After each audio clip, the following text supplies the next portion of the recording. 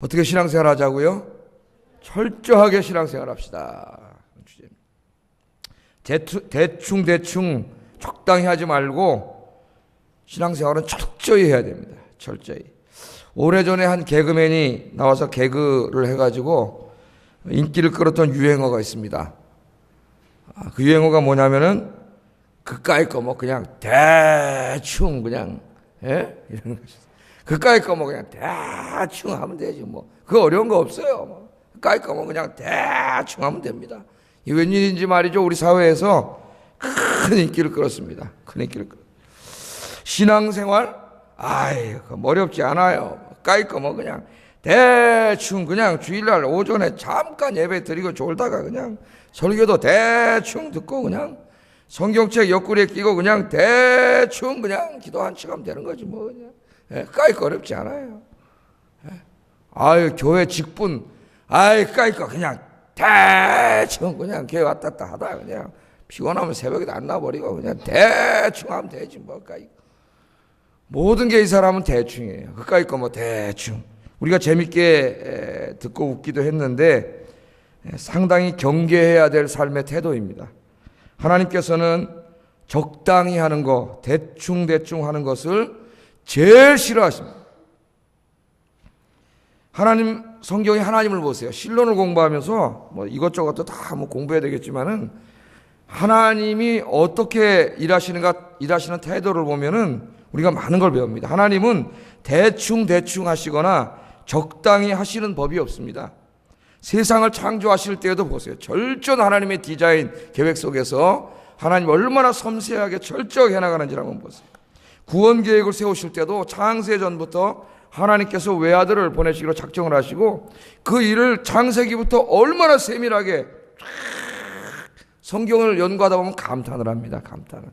철저하게 그렇게 준비하셔가지고 다 일을 해요. 그러니까 자기 인생이든 하나님의 일이든 이것을 쫙 준비해가지고 철저하게 하는 사람은 신앙이 좋은 사람이에요. 이 맡은 일을 대충 하고 적당하게 하고 이러면은 이거는 믿음이 엉망진창인 사람이고 삶의 태도도 망가진 사람이에요. 하나님이 제일 싫어하는 게 대충입니다.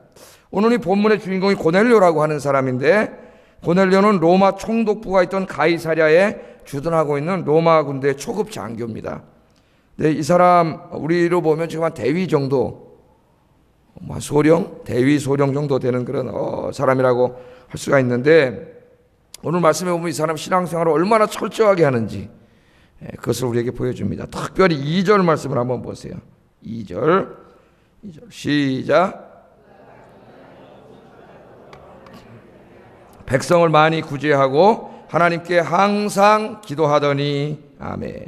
이 짧은 한 구절에 고넬료가 어떤 사람이었는가를 잘 보여주고 있습니다. 고넬료는 온 가족과 함께 하나님을 섬기던 경건한 사람이었고 거기 성경에 그대로 나오죠.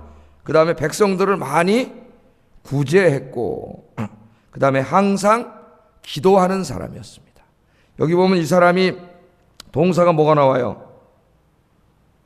하나님을 경외하고가 나오죠. 그 다음에 구제하고 기도하고 세 가지가 나오는데 이 세 가지 앞에 전부 강조하는 부사가 붙어 있어요.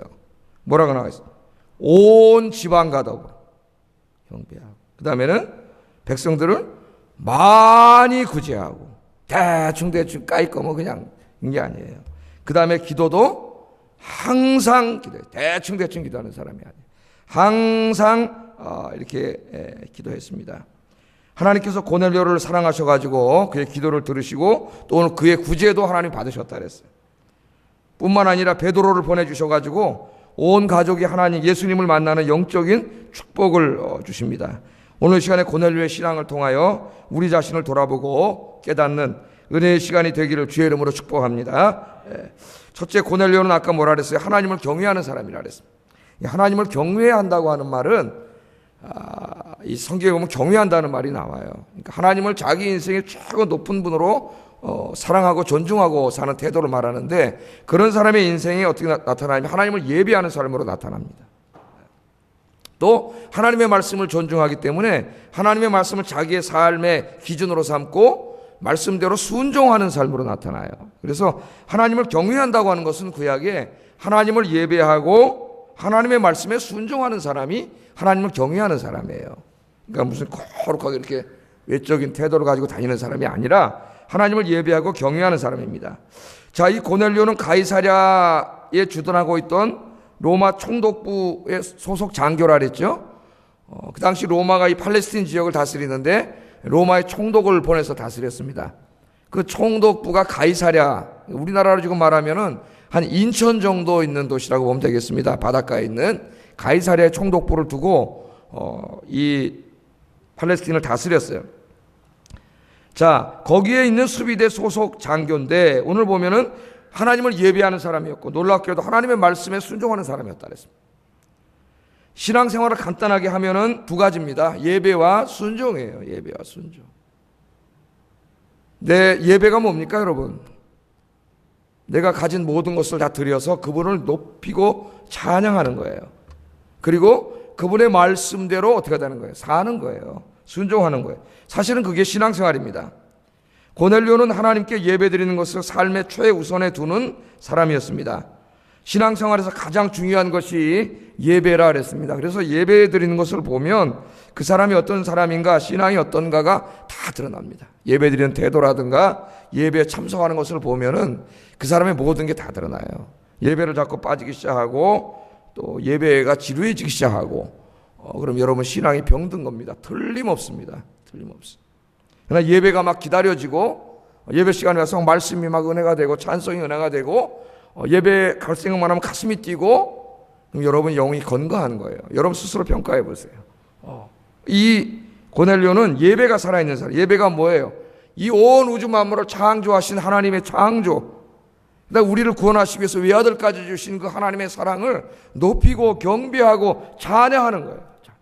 그래서 어떤 물리학자가 그랬다 그랬죠. 나는 하나님 믿지 않지만은 정말 이 우주를 연구하다 보니까 너무 정교하고 너무 정말 위대한 예술 작품이라 가지고 정말 이걸 만드신 분이 하나님이라면, 기독교 하나님이라면은 나는 온 바닥에 다 유리로 깔려 있어도 무릎 꿇고 하나님을 찬양하겠다 그랬어요.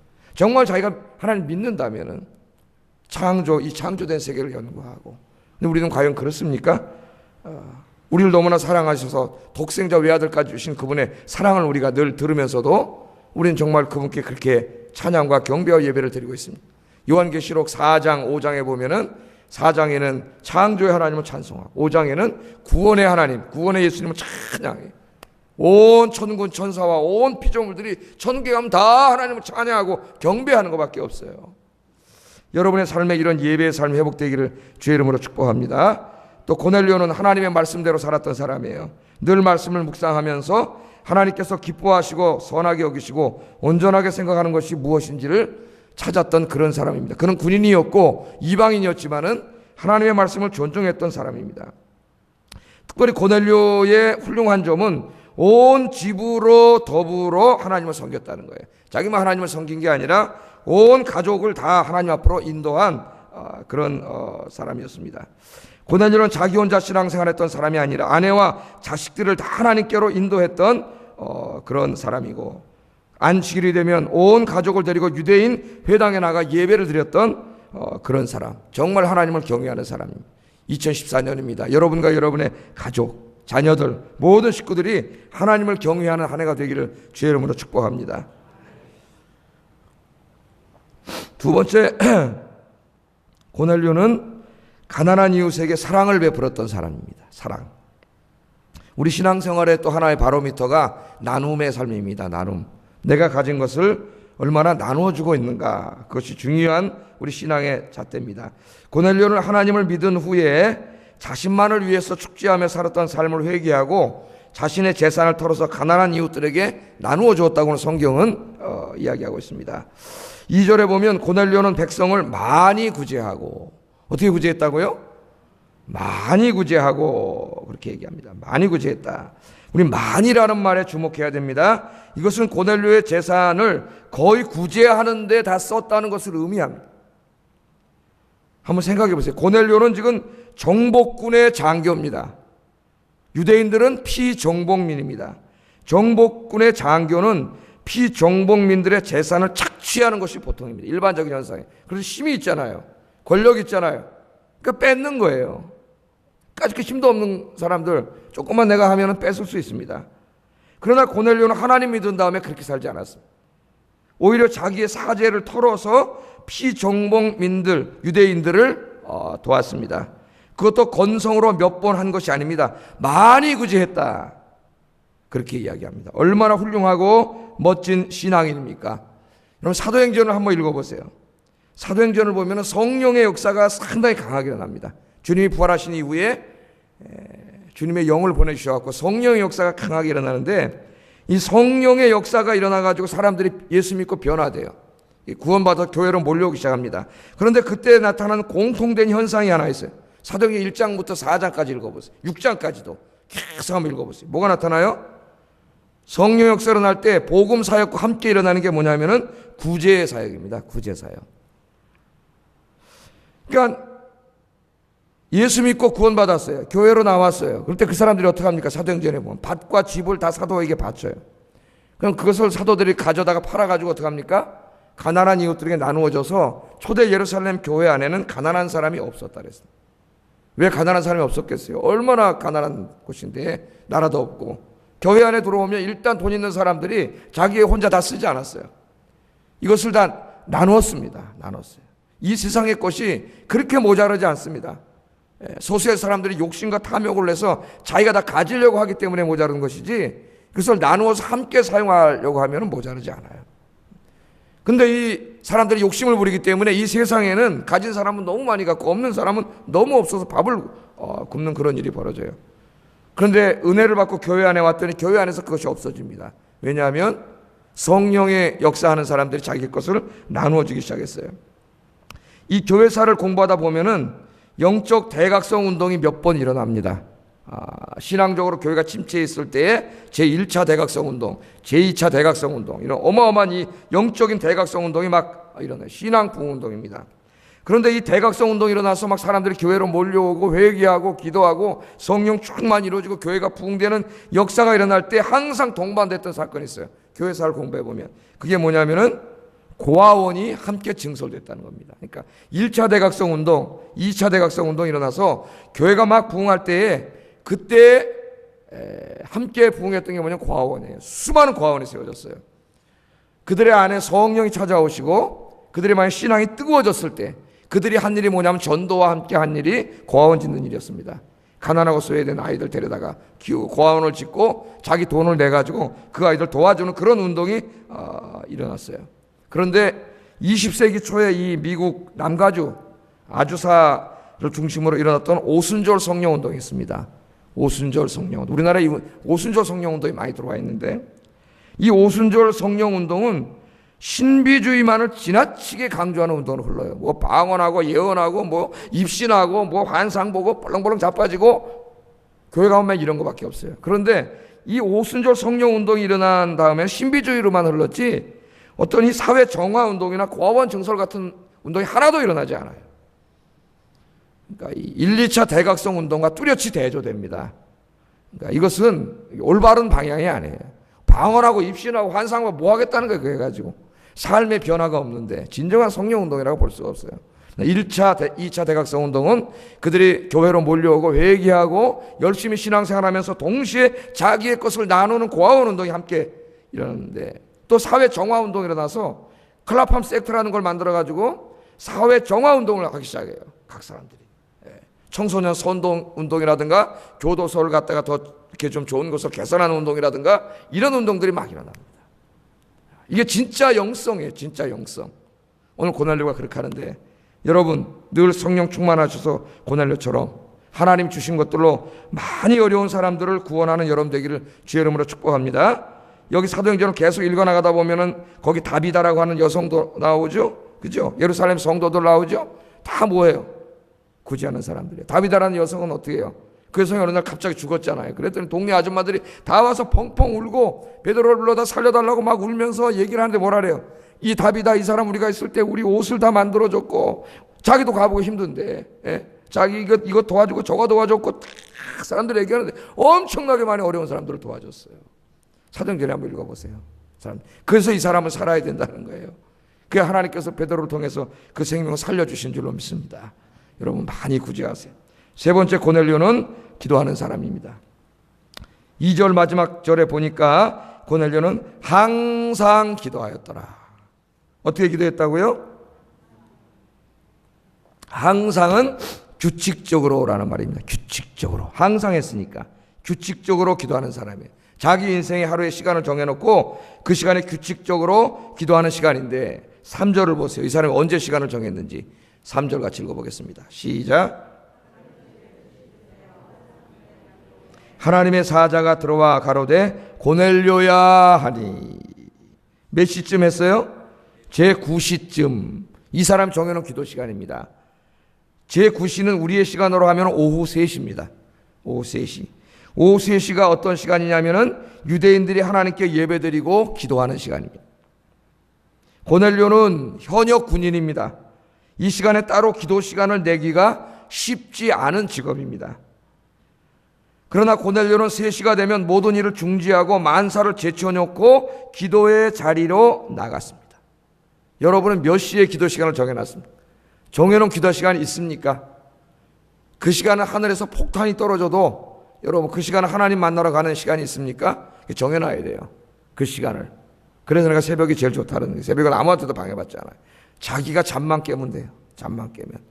다른 시간은 막 방해가 많이 받습니다. 오늘 밤 11시부터 기도해야지. 그러면 꼭 밤 11시에 재밌는 무슨 다큐멘터리를 한다거나 드라마를 한다거나 아침 10시부터 해 지금 괜히 오지도 않던 동창한테 10시 만나자고 전화가 온다거나 방해가 많은데 새벽에는 방해받지 않아요. 자기만 일어나면 얼마든지 하나님께 집중할 수 있습니다. 하나님 이걸 얼마나 기뻐하셨는지 4절에 하나님 이렇게 말씀을 하세요. 4절 한번 읽어보겠습니다. 시작.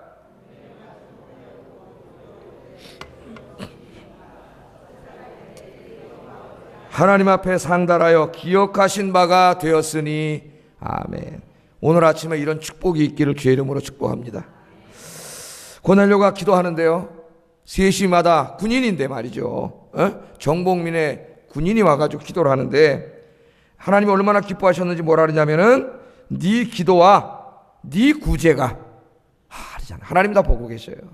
아무도 안 보는 것 같은데 고넬료는 은밀하게 했을 거예요. 이 사람 저 사람 도와주고 좋은 일을 하고 회당까지 지어주고 너무 좋은 일을 많이 했습니다. 아무도 안 보는 것 같았는데 누가 다 보고 계세요? 하나님이 다 보고 계세요. 여러분 하나님만 보고 일하시기 바랍니다. 사람 보면은 시험 들어요. 사람은 잘 몰라요. 하나님은 다 보고 계세요. 하나님이. 하나님이 다 보고 계시는 네 구제와 네 기도가 하나님 앞에 상달됐다는 거예요. 할렐루야. 여러분의 구제와 여러분의 기도가 하나님 앞에 상달되는 축복의 인생이 되기를 주의 이름으로 축복합니다. 여러분이 기도하는 것, 하나님을 예배하는 것, 말씀대로 사는 것, 은밀하게 구제하는 것 하나님이 다 아시고 하나님이 좋은 것으로 갚아주실 줄로 믿습니다.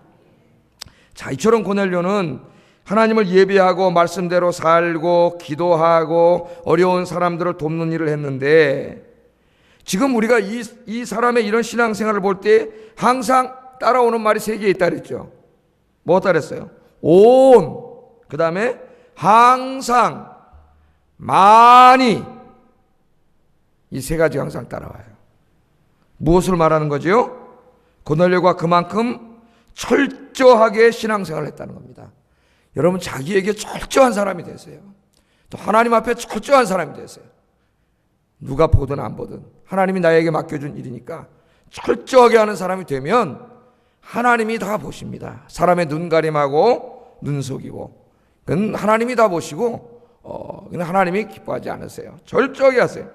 고넬료는 대충 신앙생활하는 사람이 아니고 철저하게 신앙생활하는, 예배를 하든 기도를 하든 말씀대로 사는 일이든 구제를 하든 건성건성 대충 그까이 거 대충 하는 사람이 아니라 정말 세밀하게 철저하게 하는 사람입니다.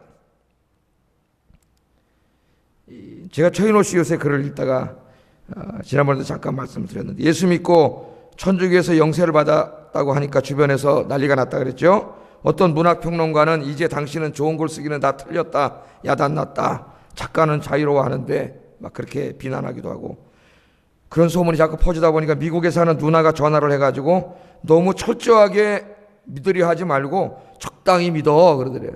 누나도 신앙인인데.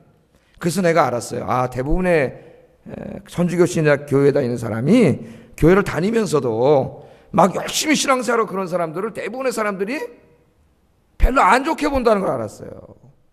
야, 동생이 예수 믿었다면 좋아야 되는데 철저하게 믿으려고 그러지 말고 적당히 믿으라 그래야 돼. 누나가 먼저 신앙인인데 적당히, 뭐 이렇게 광신자처럼 그러지 말고 적당히 믿으라 그래. 적당히. 최인호 씨가 이렇게 말합니다. 제가 그대로 읽어드릴게요. 저는 주님을 믿게 되고 나서 무엇이 문학인가를 비로소 알게 되었습니다. 만약 제가 주님 때문에 소설을 쓸 수 없는 그런 작가가 된다면 주님께서 얼마나 슬퍼하시겠습니까? 주님을 위해서라도 글을 써야지요. 진리이신 주님을 이제야 알게 되었는데 어떻게 적당히 믿을 수 있겠습니까? 마실 것 다 마시고 실컷 놀고 실컷 즐기면서 적당히 주님을 믿을 수 있겠습니까? 그런 위선자가 되려면 차라리 가룟 유다처럼 주님을 배반하는 것이 낫습니다. 저는 자주 넘어집니다. 유명해지고 싶은 욕망과 타고난 성격인 화를 잘 내는 습관과 일단 입을 열면 남을 비판해놓고 보는 교만과 성욕의 유혹으로 저는 단 하루도 죄를 짓지 않는 날이 없습니다. 적당히 죄를 지으면서 적당히 돈을 벌면서 적당히 거짓말하면서 싫습니다. 주님, 비록 죄 중에 자주 넘어지지만 저를 주님을 향해 타오르는 불덩어리가 되게 하시던지 차라리 얼음덩어리가 되게 하소서. 그렇게 고백을 했습니다. 나는 적당히 신앙생활하지 않겠다는 거예요. 이제 비로소 이 40이 넘은 나이에 진리이신 주님을 만나는데 어떻게 적당히 대충 믿을 수가 있겠습니까? 주님을 위하여 타오르는 불덩어리가 되겠습니다. 그렇게 고백을 했습니다. 제가 이따가도 잠깐 이 사람에 대해서 또 얘기를 하려고 해요. 요한계시록 3장에 보면은 라오디게아 교회가 나오잖아요. 라오디게아 교회 성도들이 부활하신 예수님께 큰 책망을 받습니다. 왜 책망을 받았어요? 교회를 안 나오는 사람들이 아닙니다. 교회 나오는 사람들이에요. 대충 무슨 뭐 이렇게 조금 흉내는 다 내는 사람들이에요. 겉으로 볼 때는 괜찮은 사람들인 것 같아요. 그런데 우리 예수님이 엄청나게 책망을 하세요. 자기들은 자기들이 믿음에 부요한 자 신앙생활 잘한다고 생각했어요. 그런데 주님이 엄청나게 책망하십니다. 왜? 덥든지 차든지 하라 그랬어요. 신앙생활을 미지근하게 뭘 해도 대충 건성했기 때문에 부활하신 주님께 엄청나게 책망을 받습니다. 그들은 예배를 드렸지만 적당하게 했습니다. 기도도 적당히, 말씀도 적당히, 윤리 도덕적인 삶도 적당히, 모든 신앙생활을 적당히 했습니다. 적당히. 아까 그 최인호 씨 누나처럼 야 철저하게 믿으려지 말고 적당히 믿어. 그냥 주일 아침에 가서 한번 예배 드리고 오면 되지. 뭘 그렇게 오후 예배 드리고 수요 예배 드리고 금요 예배 드리고 새벽 기도 드리고 구역 예배 드리고 봉사하고 전도하고. 그게 오늘날 대부분 80%의 기독교인들의 생각이에요. 그들에게 하신 예수님의 말씀에 우리가 주목해야 됩니다. 네가 이걸로 회개하라 그랬어요. 회개, 여러분. 회개하라 그랬습니다. 회개하지 않으면 주님께서 그들을 내 입에서 너희를 토하여 버리라. 그렇게 말씀했습니다. 여러분, 이제 2014년 새해가 밝았습니다. 적당히 그까이 거 뭐 그냥 대충 이런 말은 여러분 입속에서 머릿속에서 완전히 지워버리시고 주님을 위해서 정말 최선을 다하고 철저하게 신앙생활하는 여러분 되기를 주의 이름으로 축복합니다. 바울처럼 이 몸을 다 어떻게 해서 주님을 위해서 exhausted, 완전히 탈취시켰다 그랬어요. 다 쏟아부었다 그랬습니다. 뭐처럼? 관제처럼. 관제가 뭐죠? 제사 지내는 데면 맨 마지막에 쏟아붓는 포도주예요. 제사를 지내면 맨 마지막에 포도주 병을 갖고 쏟아붓습니다. 완전히 다 쏟아붓습니다. 뭘 상징해요? 철저한 완전한 헌신을 이야기하는 거예요. 바울이 자기를 이야기하면서 나는 관제처럼 벌써 부음이 되고 나의 떠날 기약이 가까웠도다. 디모데후서 4장 6절 7절 이렇게 얘기하지 않습니까? 마지막 이제 순교하기 전에 나는 관제처럼 부음이 되고 뭐예요? 그 관제를 다 쏟아붓는 것처럼 어떻게 했다는 거예요? 다 쏟아부었다는 거예요. 다 쏟아부었다. 하나도 남김없이 다 쏟아부었다는 거예요. 여러분, 주님 앞에 다 쏟아붓고 빈손으로 주님 앞에 가시는 여러분 되기를 주의 이름으로 축복합니다. 기도하겠습니다. 고넬료는 온 가족과 함께 하나님을 예배하고 말씀에 순종하고 기도하는 사람이었습니다. 2014년 나의 신앙이 그런 신앙이 되게 해 주시옵소서. 고넬료는 무슨 일을 해도 항상 만이와 같은 부사가 강조하는 것처럼 철저하게 최선을 다하는 사람이었습니다. 내 인생에도 내 신앙생활에도 하나님 맡겨준 이 일에도 그렇게 하게 하여 주시옵소서. 기도하겠습니다. 사랑과